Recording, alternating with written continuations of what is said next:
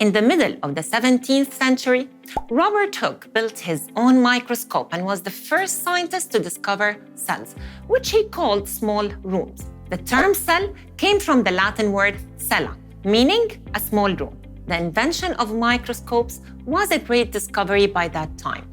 It helped scientists to examine the tissues of different living organisms, and all have been found to be composed of cells. This resulted in learning more about organisms and the development of the cell theory. The cell theory states that all living organisms are composed of cells. Cells are the smallest unit of life, and cells come from pre-existing cells and cannot be created from non-living material. For example, the first cell formed in humans comes from the fusion of an egg cell and a sperm cell. This first cell is called a zygote that keeps on dividing and changing to eventually form an infant. Another example is bacteria. Bacteria come from cell division. So one bacterium will keep on dividing to make many bacteria. These two examples confirm that cells come from pre-existing cells. There are many different types of cells, but all cells share some common features.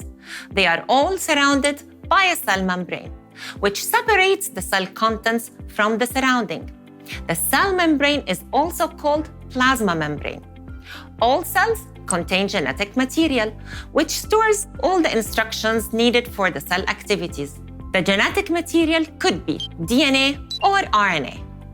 Cells also contain cytoplasm, where chemical reactions take place. The cytoplasm has enzymes that catalyze these reactions. In the coming lessons, we will explain more about enzymes and their role. Another feature that is found in all cells is that they produce energy in the form of ATP. ATP is the powerhouse of the cell.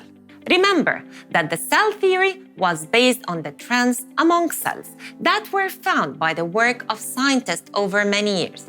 Were there any exceptions to the cell theory? Yes, indeed. So why wasn't the cell theory discarded or rejected? This is because these exceptions were not enough and could not be considered for most cells. Let me explain more. Many organisms consist of cells that are considered atypical. Atypical means unusual or uncommon. For example, striated muscle cells, which are the building blocks of muscle fibers. So why are they considered atypical? Because they are much larger than most animal cells, and they have many nuclei. We usually use the term multinucleated, which means many nuclei. Another example is the giant algae, such as the Acetabularia, are also considered atypical cells. This is because they have much simpler structure than most cells. They are unicellular but has a much larger size than a normal unicellular cell. The length of the Acetabularia cell could reach up to 100 millimeters. Another example is the aseptate fungal hyphae. All fungi consist of thread-like structures called hyphae. In most fungi, hyphae are divided up into small cell-like sections by walls called septa.